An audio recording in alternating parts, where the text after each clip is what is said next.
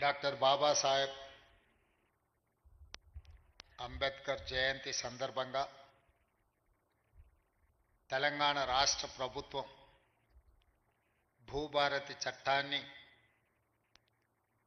69 లక్షల తెలంగాణ రైతాంగ కుటుంబాలకు అంకితం చేయడానికి రెవెన్యూ శాఖ మంత్రివర్యుల ఆధ్వర్యంలో ఈ కార్యక్రమాన్ని ఏర్పాటు చేసి నాతో పాటు ఉప ముఖ్యమంత్రి వర్యులు బట్టి విక్రమార్క గారిని, శాసన మండలి చైర్మన్ పెద్దలు సుఖేందర్ రెడ్డి గారిని, శాసనసభ స్పీకర్ గడ్డం ప్రసాద్ కుమార్ గారిని, సహచార మంత్రివర్గ సభ్యులను, పార్లమెంట్ సభ్యులను, శాసన మండలి సభ్యులను, శాసన సభ్యులను, ప్రభుత్వ సలహాదారులను, వివిధ కార్పొరేషన్ చైర్మన్లను, చీఫ్ సెక్రటరీ శాంతి కుమార్ గారిని,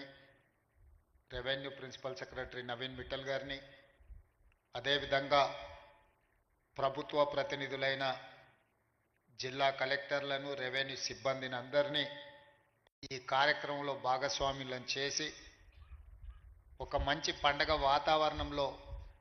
భూభారతి చట్టాన్ని తెలంగాణ ప్రజలకు అంకితం చేస్తున్నందుకు మనస్ఫూర్తిగా ధన్యవాదాలు, శుభాకాంక్షలు తెలియజేస్తున్నాను మిత్రులారా. మిత్రులు బట్టి విక్రమార్క గారు చెప్పినట్టు ఈ ప్రాంతం వందల సంవత్సరాల నుంచి జరిగిన పోరాటాలన్నీ కూడా భూమి చుట్టూతోనే పరిభ్రమించినాయి. ఆనాటి కొమరం భీముడు జల్ జమీన్ జంగల్ అనే నినాదంతో పోరాటాలు చేసిన ఆ తర్వాత నిజాం ప్రభువులకు వ్యతిరేకంగా భూమి కోసం, భుక్తి కోసం, విముక్తి కోసం చాకలి ఐలమ్మలు, దొడ్డి కొమరయ్యలు గలమెత్తిన ఆ తర్వాత ప్రజాస్వామిక దేశంలో దున్నేవాడికే భూమి అని కమ్యూనిస్టు సోదరులు పోరాటాలు చేసిన ఈ పోరాటంలో అమరులైన ప్రతి ఒక్కరూ భూమితో తమకు ఉన్న అనుబంధాన్ని ఆధారంగా చేసుకొని చేసిన పోరాటాలు.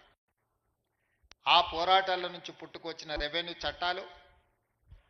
ప్రజల యొక్క సమస్యల్ని శాశ్వతంగా పరిష్కరించే దిశగా ఉండాలి అని చెప్పి ఆనాడు కాంగ్రెస్ ప్రభుత్వం, శ్రీమతి ఇందిరాగాంధీ గారు భావించారు. భూమి అనే చర్చ ఎప్పుడొచ్చినా బూరుగుల రామకృష్ణారావు గారు కావచ్చు,